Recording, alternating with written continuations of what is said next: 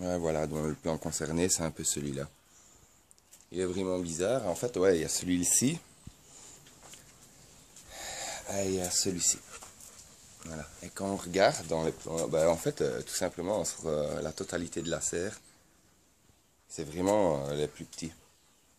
Mais on a beau arroser, faire ce qu'on veut, ça change absolument rien au phénomène. Donc, un truc qui est sûr, c'est pas dû à un manque d'arrosage. Par contre, ça, je pense que c'est tout simplement dans la génétique de la plante, notamment dans celle-ci aussi. Et oui, effectivement, en fait, quand on regarde, c'est une même série de graines parce que c'est justement la même variété. Mais voilà, ce serait étonnant que le plan à côté, lui, ait plus à boire. Enfin, je suis persuadé en tout cas que ce n'est pas ça. Et j'en ai un autre, un troisième, un peu plus loin, qui le fait légèrement d'une autre variété. Et ouais, voilà, celui-ci, la tendance. Mais en fait, ouais, non, c'est pas la même variété par contre.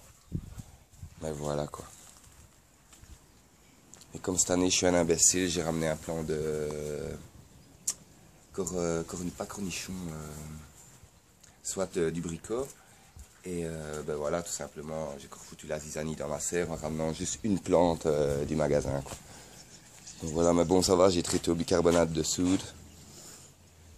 Ça, j'hésite toujours si c'est juste les feuilles qui ont été mouillées ou un début de mildiou. Mais bon, elles ont été traitées au bicarbonate de soude, donc je pense que s'il y a quelque chose...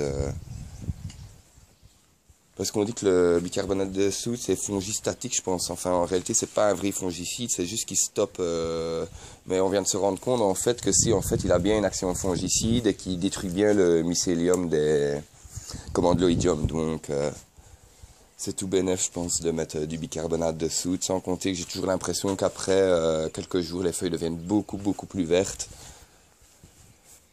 Et voilà, en général, enfin ça c'était pour juste expliquer le fait de la génétique des plantes, et ça en génétique, enfin, j'ai quand même une bonne expérience, j'ai déjà travaillé dans la génétique des plantes ailleurs. Et je pense sincèrement que c'est ça, notamment, comme je dis, justement, les deux plants qui sont hyper touchés comme ça, c'est deux plants de la même variété, c'est des graines qui venaient de venir de la même tomate exactement. Et ça, on peut faire ce qu'on veut, on n'y changera rien, c'est comme si on avait un enfant handicapé et qu'on voulait faire tout pour qu'il aille à l'université. On ne saura jamais, en fait. Donc, voilà. Et comme je dis, à la limite, les retirer pour ne pas qu'ils aillent hybrider d'autres plants. Parce que si vous récupérez les graines, genre du plant à côté, que vous trouvez super bon et que celui-là a été hybridé, vous risquez justement d'avoir une dégénérescence dans le plan en général, quoi. Donc voilà. Mais ça va cette année, je suis relativement content. Bon, il y a mieux, mais c'est sympa. Je veux dire, comme jardin personnel. J'ai la deuxième serre avec d'autres variétés. Celle-ci, j'ai pas fait beaucoup cette année. Là, j'ai chaque fois des doubles plants de piment, des aubergines, 2 sortes d'aubergines, une vingtaine de melons. Je vais continuer certainement l'haricot beurre, enfin 2, 3 autres trucs.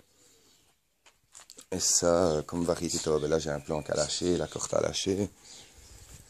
Et ça m'étonnerait pas que ce soit des andines, justement, j'attends de voir les premières couleurs parce que, en fait, j'ai eu des plans à des amis, mais ils ont été mélangés les uns avec les autres, donc, voilà quoi.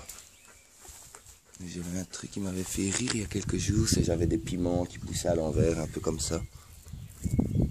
Et puis ils se remettent dans le bon sens, mais au départ ils sortent droit vers le ciel, un peu comme celui-ci quoi. Mais celui-ci il est soutenu donc, enfin c'est marrant. Et j'adore ces petites fleurs qui coûtent pas cher, la xénia, je trouve ça terrible.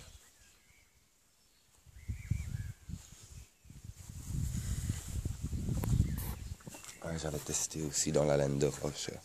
Ah ben voilà, il y a une limace qui est passée par là, incroyable.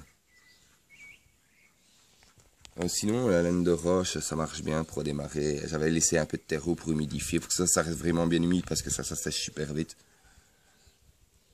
Ben voilà, je veux dire, le résultat potentiellement, bon, à 90%, quoi. Là, je veux dire, dans le cas ici où il n'y a pas d'escargots qui sont passés dessus, et je m'en suis bien occupé, ben voilà. Pas vrai, Gabi?